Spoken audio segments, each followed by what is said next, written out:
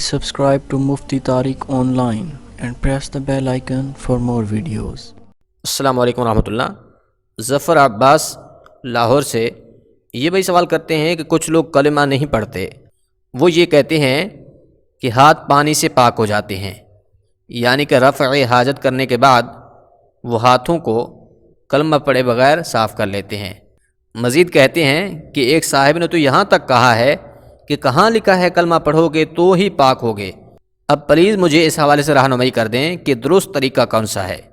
بھائی نے بہت ہی اچھا سوال پوچھا ہے، اور یہ وہ بات ہے جو کہ اکثر لوگوں کے ذہن میں دل و دماغ میں بیٹھی ہوئی ہوتی ہے کہ ہم کلمہ پڑھیں گے تو ہمارا غسل ہوگا، ہم کلمہ پڑھیں گے تب ہمارے ہاتھ پاک ہوں گے۔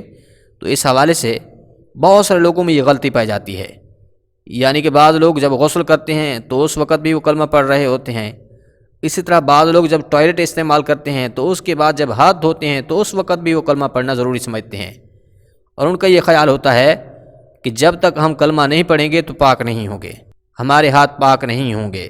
اسی طرح جب ہم غسل کرتے ہیں تو جب تک ہم کلمہ نہیں پڑھیں گے تب تک پاک نہیں ہوں گے۔ تو سامعین مکرم، اس حوالے سے آپ خود ذرا سوچئے، تھوڑا سا غور و فکر سے کام لیجئے کہ آپ کہاں پر کھڑے ہو کر اللہ کریم کا نام لے رہے ہیں، یعنی کہ ٹوائلٹ میں کھڑے ہو کر اللہ کا ذکر کر رہے ہیں، اللہ کریم کا پاک نام لے رہے ہیں۔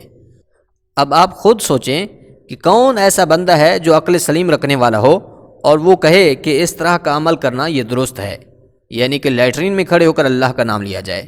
یاد رکھیے، یہ ایک بہت بڑی غلط فہمی ہے کہ کلمہ پڑھیں گے تو پاک ہوں گے، ایسا کچھ بھی نہیں ہے۔ یہ کسی بھی فرمان نبوی صلی اللہ علیہ وآلہ وسلم میں نہیں ہے کہ آپ لوگ کلمہ پڑھیں گے تو پاک ہوں گے، ورنہ نہیں۔